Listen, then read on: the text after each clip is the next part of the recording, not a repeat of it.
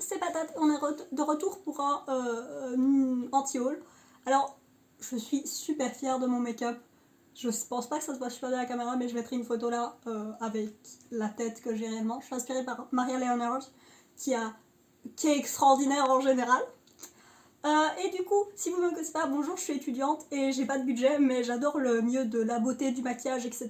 Donc j'aime bien en parler sans devoir acheter de nouvelles choses et aussi me concentrer sur d'utiliser ce que moi j'ai.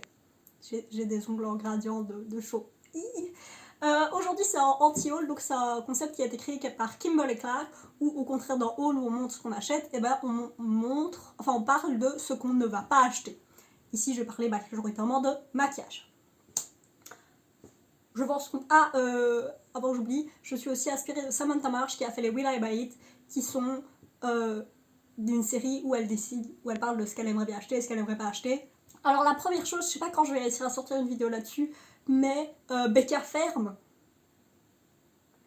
J'ai tellement de choses à dire là-dessus, mais je vais pas les dire ici, mais Becca, qui est une des marques les plus installées, ferme, et ouais, le choc est présent. Alors on va commencer par les sections habituelles de est-ce que vous savez qu'il y a des personnes qui ont la peau plus foncée que moi qui existent, avec notre cher ami Clinique qui a sorti ces deux palettes.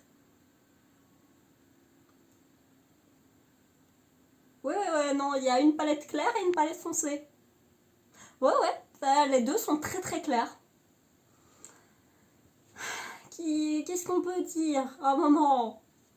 Il y a aussi Westman Atelier qui est une marque de luxe, je sais même pas si on peut l'acheter en Europe, qui a sorti ces deux bronzers avec ces swatchs. D'où est-ce que quelqu'un va publier ces swatchs où le bronzer est plus clair que la peau de la personne et se dire que c'est une bonne idée? Pour finir dans les mauvaises idées, mais que ça a toujours été une mauvaise idée, je voulais parler de KVD Vegan Beauty qui a ressorti des gloss dont le packaging est très le rebrand machin, c'est un peu gothique mais mais en même temps c'est blanc donc voilà. Mais pourquoi est-ce que vous gardez les anciens noms? Pourquoi est-ce qu'il y a toujours pourquoi est-ce que vous gardez des produits qui s'appellent Lolita? Alors si vous connaissez juste la chanson de Alizée, sachez que c'est pas que ça, c'est un roman russe, je pense. Et non, j'ai pas envie d'en parler, donc allez vous renseigner. Dans notre segment hebdomadaire de Colourpop a sorti des trucs, on a la collection Bambi c'est les mêmes palettes que la collection Animal Crossing. Alors, ils ont eu la bonne idée de pas sortir de blush, parce que sinon ce serait les mêmes couleurs de blush que d'habitude. Mais ces palettes sont... Enfin, c'est tout le temps les mêmes. J'en ai juste marre de parler de Colourpop parce que c'est les mêmes. Alors, on va parler de 2-3 petits trucs un peu... non. On a le Beauty Blender qui sort dans une nouvelle couleur. Alors, est-ce que Sephora demande à ce que les gens sortent tous les X temps un nouveau produit et que c'est pour ça que Beauty Blender sort des nouvelles couleurs? C'est possible, mais en tout cas, ils ont sorti ce Beauty Blender qui, même quand il est propre, il a l'air sale. En parlant de Sephora, ils ont cette collection avec Coach. Si vous connaissez pas Coach, c'est une marque de sac à main. C'est peut-être qu'ils ont une collection de vêtements, mais moi je le connais pour les sacs à main. Qui est assez cool. Ils avaient fait des collections avec des sacs avec Selena Gomez qui à l'époque avaient bien fonctionné. Mais qui s'est dit que ce serait une bonne idée de faire des packaging dans des petits requins? Genre ça va pas avec l'esthétique de Coach, c'est enfantin, Sephora est connu, enfin Sephora Collection est connue pour pas avoir de la bonne qualité. Non? Je sais pas qui s'est assis à une réunion marketing et s'est dit hey, si on faisait une palette en forme de T-Rex qui est aussi un porte-clés pour le nouveau mascara de Benefit, et j'en reparlerai dans la vidéo sur Becca, mais Benefit vit beaucoup des mascaras et des produits à sourcils, donc c'est pas étonnant qu'ils ressortent un mascara. Mais déjà ils sortent le mascara Dare Real, qui est pas le mascara qui fonctionne chez Benefit, c'est le Roller Lash. Est-ce que le Dare Real se vend bien? Parce que moi j'en ai jamais entendu, j'en entendais du bien en 2014 quand le Roller Lash n'existait pas, mais après j'ai arrêté d'en entendre du bien. Au-delà de ça, alors ça vaut pour tous les mascaras, mais acheter des mascaras chez Kruidvat à 3 euros. Enfin, en Belgique, c'est chez Kruidvat, mais je sais pas où ça s'achète, mais les mascaras essence et Catrice qui coûtent genre 3 ou 4 euros chacun. Pas besoin de mettre 27 dollars dans un truc qu'il faudra quand même jeter après 3 mois. 3 à 6 mois un mascara, après ça fait des infections. Mais du coup, c'est un mascara qui est magnétique parce qu'il fallait un gimmick, parce que c'est bénéfice. Ils sortent soit le même produit encore et encore, mais là c'est les deux, c'est le même produit encore et encore et un gimmick. Du coup, c'est le Dare Wheel qui est un mascara. En gros, le principe c'est que dans le mascara il y a des particules magnétiques et du coup, la brosse étant magnétique, quand on brosse, et ben ça tire les cils vers l'arrière et ça fait qu'ils ont une meilleure courbure. Pour un gimmick, c'est étonnamment bien réfléchi. Donc l'autre mascara qui est sorti, c'est celui de chez Nabla. Et alors il coûte 16 euros. Pardon, il coûte 23,90 €. C'est tellement cher. Mais ce packaging, c'est genre la tête dans Indiana Jones qu'ils peuvent tourner. Je sais qu'Indiana Jones c'est de l'appropriation culturelle et que si c'était dans la vraie vie, eh ben, ils auraient des problèmes avec les autorités. Mais c'est une petite tête de jaguar avec des petits yeux rouges. Ce packaging est trop bien. Alors, est-ce qu'avoir un packaging trop bien pour un mascara, ça fait du sens? Non, vu qu'il faut le jeter après 3 à 6 mois. Mais, quitte à mettre 23 € dans un mascara, avoir un mascara avec une petite tête de jaguar, oui. Si vous devez mettre de l'argent dans du packaging, mettez de l'argent pour avoir ce genre de packaging. En parlant de packaging intéressant, Pam McGrath a sorti pour la Saint-Valentin ces 2 gloss qui sont des petits cœurs. Est-ce que genre, j'ai vu plein de gens qui étaient en mode oui, tu peux le mettre dans ta poche, oui, on porte tes masques, bonjour. Les couleurs sont jolies, il faut dire ce qui est. Les couleurs ont l'air assez bien universelles. Pourquoi est-ce que c'est dans un petit sachet avec des petits plastiques qui vont juste aller faire grandir le 6e continent de plastique? Non, mais au-delà de ça, eh ben, je trouve que l'esthétique est jolie et je trouve qu'ils ont réussi à viser le fait d'avoir un packaging en forme de cœur qui est le plus esthétique possible. Je vais finir de râler et puis je parlerai de trucs que j'aime bien. On a la palette Teddy Bear. Alors moi je l'avais pas vue de Too Faced, j'avais pas remarqué de base, mais c'est Teddy Bear avec le bear écrit comme Awalp et juste non. Too Faced, même le principe, c'est que vous faites des trucs qui sont soit ultra sexualisés pour rien, genre les rouges à lèvres dont on a parlé la dernière fois qui s'appellent les Lady Balls, non, ou le masque Glow Job, c'est un masque qui existe réellement chez Too Faced, ou alors vous sortez des trucs mignons, genre la palette festival avec des licornes et la palette Sweet Peach avec une petite pêche cartoon mignonne. Mais du coup, c'est qui votre public? Est-ce que c'est des enfants, mais du coup, vendre des trucs extrêmement sexualisés avec des enfants, ça fait pas sens? Ou est-ce que c'est des adultes, mais du coup, vendre des trucs cutie, mignons, machin, à des adultes, enfin, ça peut faire sens, mais ça fait moins sens. Et surtout, si votre public c'est des enfants, au-delà du fait que c'est ultra sexualisé, et ben c'est bien trop cher pour des enfants. Je ne comprends pas le marketing de Too Faced, je ne comprends pas leur démographique et ils ont pas l'air de super bien fonctionner pour le moment. La palette est claire, la palette a pas d'intérêt. Y a Anna Louise Poisson qui est en mode oui, il y a un moutarde et un rose, et je suis en mode mais il y a non, enfin même non. Parce que c'est juste la manière dont on fait des neutres chauds maintenant, c'est qu'on met des moutardes. Il y a un bronzer ou une poudre dans une seule et unique teinte.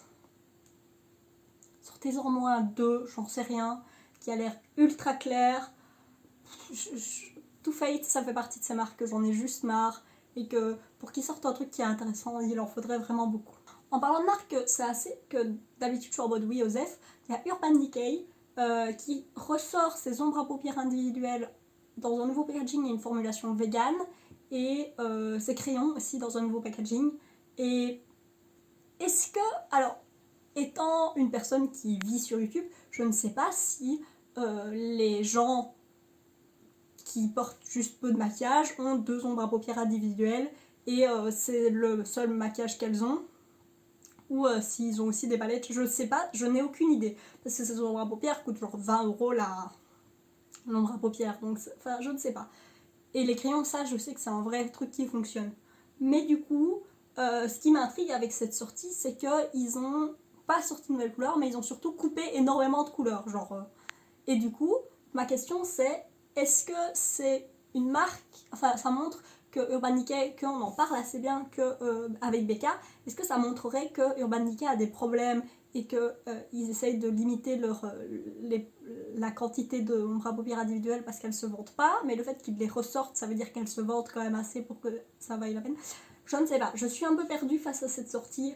J'ai envie de voir ce que ça va donner, mais ça m'a l'air d'être fort un produit fait pour la personne de tous les jours qui regarde pas YouTube, donc c'est difficile d'avoir l'avis de ces gens-là. On va vite fait parler de 2-3 trucs que je me pose un peu des questions dessus. La première chose, c'est la collection de MAC avec Harris Reed, qui est un maquilleur, donc non, c'est un créateur de mode qui est gender fluid, et Trendmood, de ce que j'ai compris, c'est la faute de Trendmood et pas la faute de MAC. Trendmood a mis que c'était la première collection gender fluide de l'histoire du maquillage, mais je pense que ce que MAC voulait pousser, c'est que c'est la première collection en collaboration avec une personne gender fluide, de ce que j'ai compris. Mais du coup, le packaging est trop bien, les produits sont MAC habituels, mais je trouve ça cool que ce soit mis en avant, et les gens râlaient, enfin je voulais surtout en parler parce que les gens étaient en mode mais bien sûr que le maquillage c'est gender fluide, on s'en fout. Oui, clairement, mais je pense que c'est la faute de Trendmood, c'est pas comment MAC, parce que MAC est connu pour mettre en avant, avoir des produits qui fonctionnent pour toutes les teintes de peau, pour tous les genres, et pas du tout s'arrêter à le maquillage c'est pour avoir l'air belle quand tu es une fille féminine. Mais du coup, oui, le maquillage est non genré, et voilà. Dans les autres trucs qui me font poser question, c'est Dominique Cosmetics qui sort un primer et un setting spray. Et le truc, c'est qu'elle avait sorti un primer et un setting spray avec à peu près les mêmes genres de buts. Enfin, c'était genre on disait qu'ils faisaient la même chose. Dans une collab avec je ne sais plus qui. Et la question c'est, est-ce qu'ils ont remis ça dans un nouveau packaging parce que ça avait fonctionné avec la collab et qu'ils pouvaient se permettre d'essayer avec la collab? Je ne sais pas, mais en tout cas, ça existe. Voilà, mais je trouve ça, si c'est les mêmes produits, je trouve que c'est un peu sneaky comme marketing, parce que, ils l'ont pas dit, du coup, ça ferait que des gens qui auraient les produits originaux et qui sont un peu qui soutiennent vraiment la marque pourraient racheter ces produits-là. En parlant de trucs dont je suis pas sûre, il y a Jaclyn Hill qui sort des highlighters et des duos de blush et highlight. Le fait qu'elle arrive à Ulta, il faut bien qu'elle sorte des produits. Les couleurs ont l'air de fonctionner pour tout le monde. Après, j'ai vu c'est Terry Size Dead qui a acheté la mystery box, parce que Terry Size Dead achète tout, et que apparemment les highlighters n'avaient pas du tout la même formulation que les highlighters qui avaient vraiment été aimés. Donc, qu'est-ce que c'est comme formulation? On n'en sait rien. Est-ce que Jaclyn Hill Cosmetics va fonctionner? On n'en sait rien, mais ça existe. En parlant de marque, je suis pas sûre qu'elle devrait exister. Il y a Kendall. C'est Kendall son nom? Non, c'est pas Kendall. Comment c'est son nom? De la maman des Kardashians. C'est Chris. Waouh, je m'y connais tellement bien. Kris Jenner va sortir une marque. Ça m'étonnerait pas que ce soit du skincare. J'ai fait un screenshot hier des commentaires de Trendmood.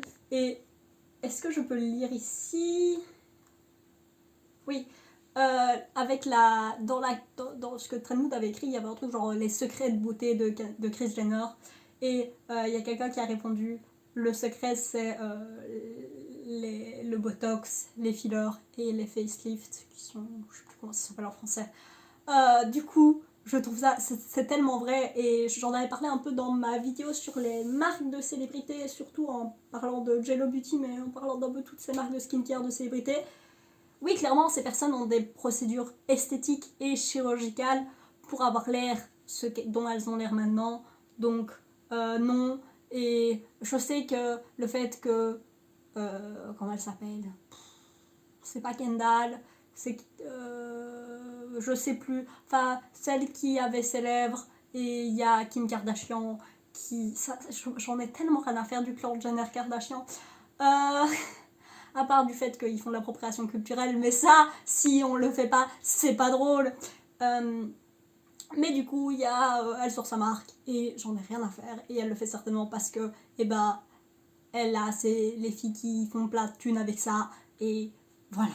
Par contre, quelqu'un qui a sorti une marque et que je suis ça tellement avec plein d'intérêt, c'est Indash. Indash, il a une chaîne YouTube. Allez voir sa chaîne YouTube. Il est tellement talentueux, il est super intéressant à regarder, très pédagogue. J'adore sa chaîne YouTube. Si vous voulez genre juste apprendre à faire du maquillage qui est pas du maquillage qui sort de l'ordinaire, mais juste bien fait. Et je suis avec... et genre les marques de maquilleurs en général, c'est quelque chose qui m'intéresse. Et j'ai aussi fait une vidéo sur les marques de maquilleurs. Et je trouve ça vraiment cool. Et je suis sa carrière avec grand intérêt. Et j'ai aussi fait un screenshot des commentaires sur Trendmood. Et c'est le jour et la nuit par rapport à la marque de Kris Jenner. En parlant de marque de maquilleurs, il y a Danessa Myricks. Alors, je vais peut-être mettre le post du fait qu'elle arrive à Sephora. Mais bon, j'ai pas Sephora US hors Belgique. J'ai même pas de Sephora du tout en Belgique. Mais elle est arrivée sur Cult Beauty. Et Cult Beauty fait comme Beauty Bay et ils payent les taxes à notre place.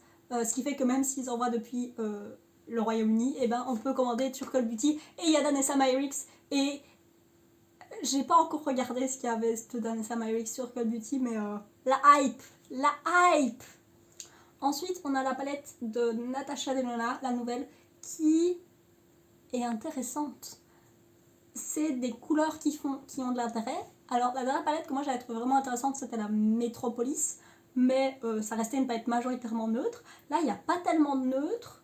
Il y a des mats colorés et foncés, c'est des couleurs qui sont plus gel tones.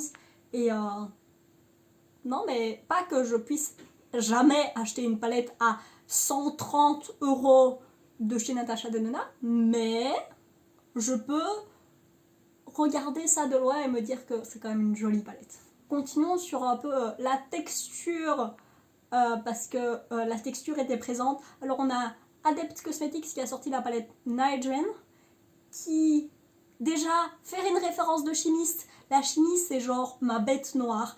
J'ai beau être en bac de physique, je suis une quiche en chimie. Mais du coup, ils ont sorti cette palette. Et les textures, déjà la palette Plain Jane, la texture, et il y a du coup Label Cosmetics qui a sorti aussi une palette. Et la texture, j'ai tellement envie d'avoir des duochromes. Et je pense que je vais, genre, quand je dis je vais, ça va être dans les 6 mois, voire dans l'année, faire une commande sur Glam Shop et me renseigner et acheter des trucs. Sinon, dans des palettes qui sont pas juste de la texture mais qui ont quand même plein d'intérêt, il y a la nouvelle palette de Musée Beauty. Musée Beauty en général, ils font des jolies palettes et ils ont sorti une palette qui est toute légère et elle est super belle. L'harmonie de couleurs est juste tellement jolie. J'ai rien à dire. J'ai rien à dire, à part que toutes ces palettes sont très belles et elles sont toutes basées aux États-Unis, donc c'est là absolument non. On a aussi Glamatrix qui est pas basé aux États-Unis mais qui est basé en Australie, du coup c'est aussi la mort, qui a sorti cette palette qui est tellement belle avec du grunge et de l'intérêt et de ce que j'ai compris il y a des duochromes, multichromes, etc. Mais cette palette est tellement belle. Bonjour, j'achèterai rien, mais voilà, là on peut voir l'amour juste des couleurs et des textures et pour le maquillage que j'aime, même si j'achète rien. Alors, les deux dernières choses dont je veux parler, c'est d'avoir cette palette de Necromancy Cosmetica qui, les couleurs sont pas extraordinaires, mais je trouve que le packaging est différent et le fait qu'elle s'ouvre totalement, ça fait qu'on peut la poser sur un bureau. Enfin, genre moi j'ouvre mes palettes et je les pose là. Oui, on peut pas la maquiller dedans, mais enfin, j'ai un miroir. Et puis au final, c'est quand même assez compact, genre pour voyager. Pas que voyager soit une raison jamais d'acheter quoi que ce soit. L'harmonie de couleur n'est pas du tout mon truc, mais le packaging, je trouve que c'est intéressant et que c'est innové dans un sens... Enfin, innové, mais pas juste pour le fait d'innover. Et la dernière chose, c'est un truc que je pense réellement acheter. C'est la nouvelle palette de chez Suva Beauty, Donc c'est des palettes de liner cake, donc qui sont des liners qui sont activés à l'eau. Et j'avais prévu d'en acheter une, et là ils ont sorti une palette de couleurs primaires, ce qui veut dire qu'on peut mélanger pour créer toutes les couleurs du monde, et il y a un noir, en blanc, je vais acheter cette palette. Mais quand je ferai une commenture Beauty Bay, si c'est en stock, je sais pas, je vais même genre attendre que ce soit en stock pour faire une commenture Beauty Bay, genre ça, voilà. Je sais que je vais l'acheter parce que je veux apprendre à utiliser des cake liners parce que ça m'a l'air super intéressant comme texture pour faire des choses un peu différentes. Il y a un pinceau, c'est des formulations qui sont vraiment reconnues et que genre beaucoup de gens aiment, et c'est compliqué d'acheter des liners comme ça en Europe, en dehors de Suva en fait. Et le fait que ce soit une palette de couleurs primaires, ce qui fait qu'on peut faire toutes les couleurs du monde. Je suis extrêmement hype, voilà, on va finir là-dessus, sur la hype. J'espère que ça vous aura plu, que vous aurez peut-être au moins pu rire, et que vous passerez une belle journée. Des bisous, ciao.